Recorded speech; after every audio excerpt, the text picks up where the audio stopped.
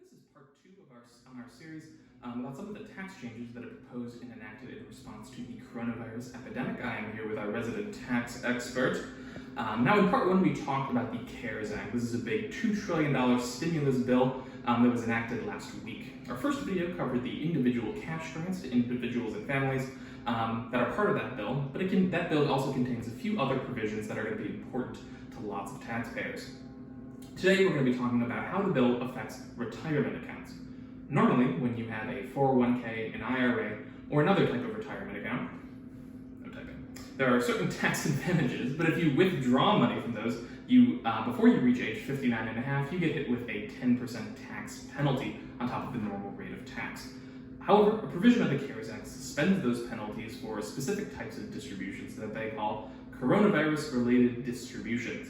The definition there is pretty broad. It's any money that's withdrawn due to the coronavirus by a person who is infected, by a person who's caring for someone who's infected, or anyone who has experienced adverse financial consequences from the COVID pandemic.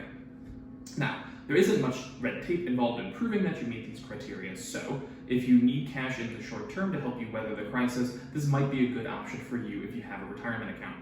There are a few other important things to note about these distributions. First, they're capped at $100,000 per person. Second, if the distribution would be considered income to you, which depends on the type of retirement account, you can realize that income over a period of 3 years rather than getting hit with it all at once. Finally, you are allowed to repay any coronavirus-related distribution to your retirement account, regardless of the normal rules on contributions to retirement accounts. Now, in addition to authorizing these distributions, the CARES Act also includes a few other provisions that are relevant to retirement accounts. First, it increases the cap on loans that 401k owners can take from their accounts from $50,000 per year to $100,000 this year. Second, from the other end of things, it suspends the normal required distributions that are required for retirees who have retirement accounts who have reached a certain age.